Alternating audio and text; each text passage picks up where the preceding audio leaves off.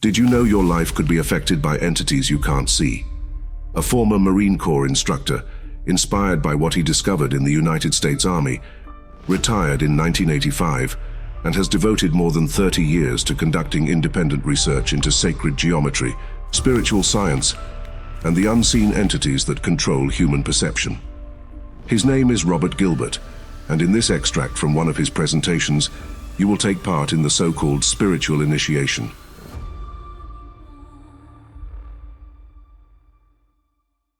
We want to say something about 3 essential stages of spiritual discernment. Now, the first essential stage is that we need to differentiate our conscious self from our reactive self, the reactive mind. This is pretty much Psychology 101 on the metaphysical path today. Whenever people start to do any self-help work, this is what you do. You start to recognize when you're actually fully conscious and have free will versus the times that you've fallen into being triggered into a reactive mind state. And esoterically, many traditions talk about this, like the Gurdjieff work. In the work of Gurdjieff, he's always talking about people being asleep and falling asleep, and that you have to wake up, and that you have to practice what in his school is called waking up, and self-awareness, and self-remembering. So self-remembering in the Gurdjieff school is where you remember to stay awake. You're observing yourself, and you don't just get triggered by somebody's tone of voice or what's going on in your environment to just act out in an animalistic form and not really be fully conscious. So this is something that was part of the old mystery schools and has been brought into the modern world today as basic self-help psychology. When am I in a reactive mind state and just acting out my detrimental patterns? And when am I fully conscious and making a free choice? Because when you have an argument with your significant other, you know you can go into your reactive mind state and then it's just like 2 animals tearing at each other. Or you can be fully conscious and choose a more skillful way of responding.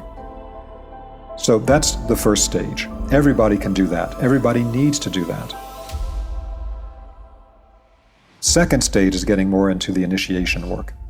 And that is to differentiate our self-generated conscious thinking, feeling, and willing from impulses coming from external spiritual beings. And then stage 3 is to differentiate what is the essential nature of the external spiritual being that's currently affecting my internal soul life.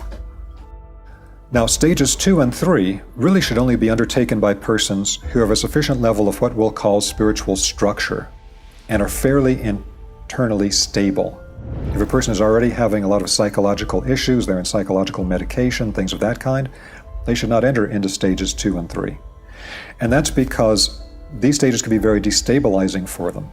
Because one of the things that happens for everyone on a path of initiation is you begin to realize that a huge amount, for most people, the vast majority, of our internal life is not consciously self-generated.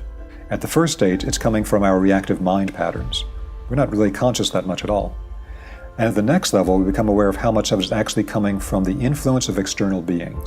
And again, for a person who does not have a good, stable psychological structure, to be aware that a lot of your internal thoughts, feelings, and actions are being triggered in you by an external being and not by yourself is extremely destabilizing. It's true, but nonetheless, not a good thing to focus on if you're highly psychologically unstable. Then, in my next note here, that stage 3, with differentiating the essential natures of the external spiritual being. Because at stage 2, we differentiated, is that me generating that thought, feeling, or action? Or did it come from something outside influencing me, with a cord going into my field, or with a being moving through my field? And so, being able to differentiate what I generated versus what's coming from the outside, once we can differentiate those two, which usually comes through particular meditative practices, we then will have to differentiate what kinds of beings are affecting us, because some are very true guides, and some maybe are not so dependable. That's why in classical work, like the work of St. Paul in the New Testament, he'll talk about you have to test the spirits, because not every spiritual being that approaches you is necessarily a being that is bringing a beneficial impulse, or a being that knows everything, or that has an agenda that's one we would want to sign on to. So we have to differentiate these beings. One of the major problems in modern metaphysics is that we lost one of the old keys, which is that you need a minimum 3-fold differentiation of spiritual beings. What happened is it got simplified down to a 2-fold differentiation, there's the good beings, there's the bad beings. Good beings are light, bad beings are dark. That's not enough to differentiate. All kind of people are approached by beings of tremendous light. That doesn't mean that they're quote-unquote good. We have to change our thoughts about this whole good-bad dichotomy into something that has to do with actual balance. And that means a minimum threefold differentiation. And that's what you see in all these classical traditions.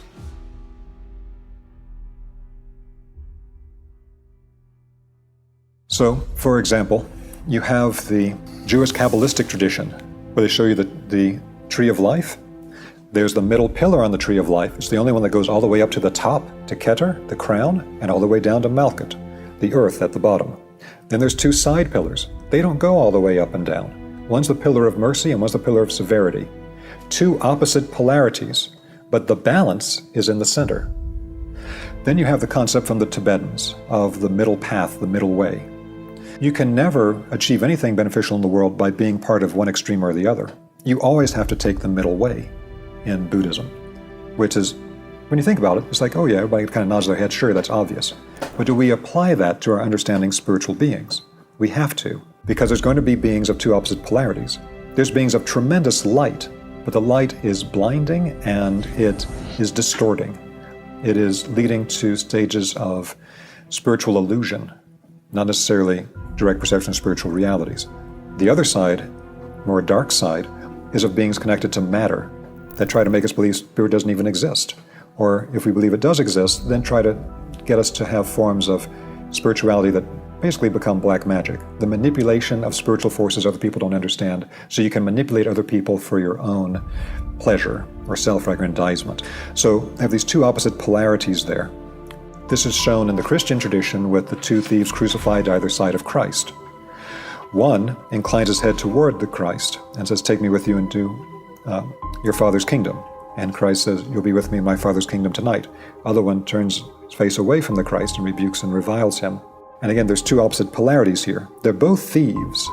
And in fact, the thief that turns to the Christ is still accepting that he's done something of a detrimental nature. So all these things are playing out the same basic reality. Now, one of the only forms of modern spiritual teaching that really reached a large extent of people that has this clearly represented is the work of Rudolf Steiner. You don't find it that many other places. And Steiner makes this really clear when he talks about these two opposing forces that he uses classical terms for. The unbalanced polarity toward the spiritual side is referred to as the Luciferic, because Lucifer means literally light bearer. And then the other side is referred to as Ahrimanic, because Ahriman, or Angramenu, was the term for a dark being of the earth and materiality that pulled people's consciousness downward in the Persian Zoroastrian tradition.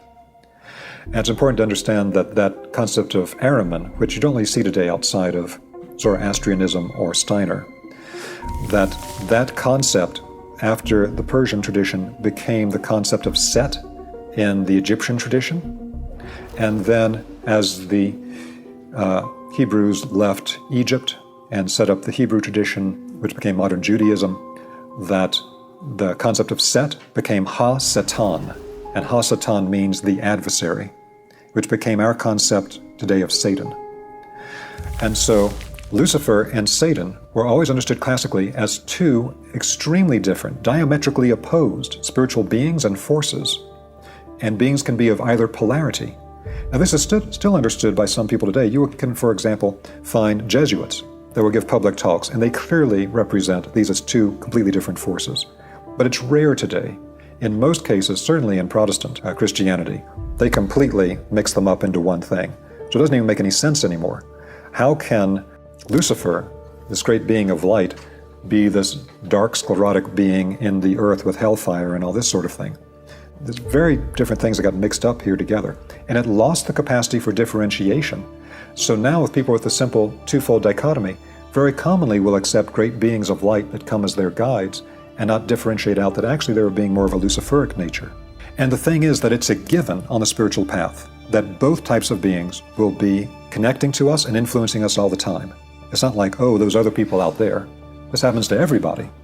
It's part of the system here that we're affected by all these beings all the time. The Luciferic beings give us all these great gifts, but also if we do nothing but follow their impulses, then you'll either become a heroin addict or you're going to end up with forms of spirituality that are completely illusory, and you're going to be unable to pay your taxes and get to work on time, and all these things that are not grounded, because they're constantly pulling you away.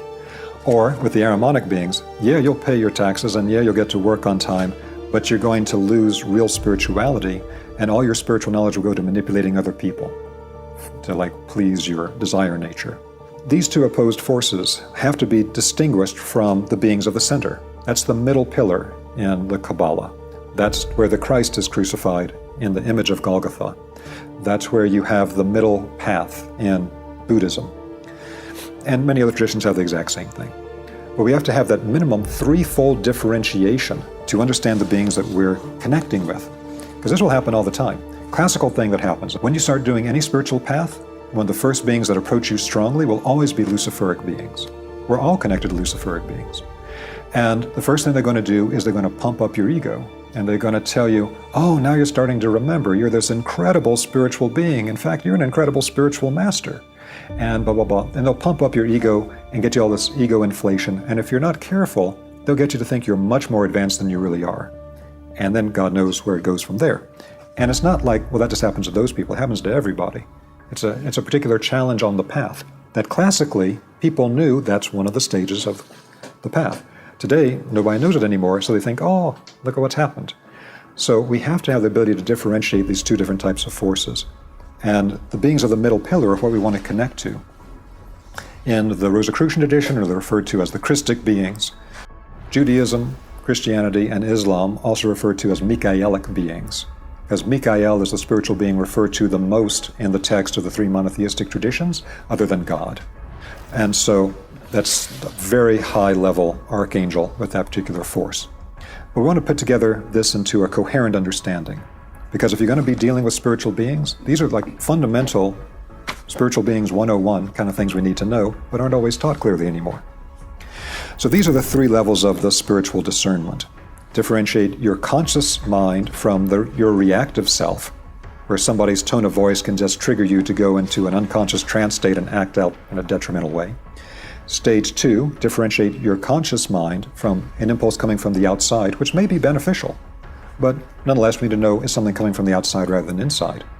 And stage 3, what exactly is the type of being approaching us from the outside?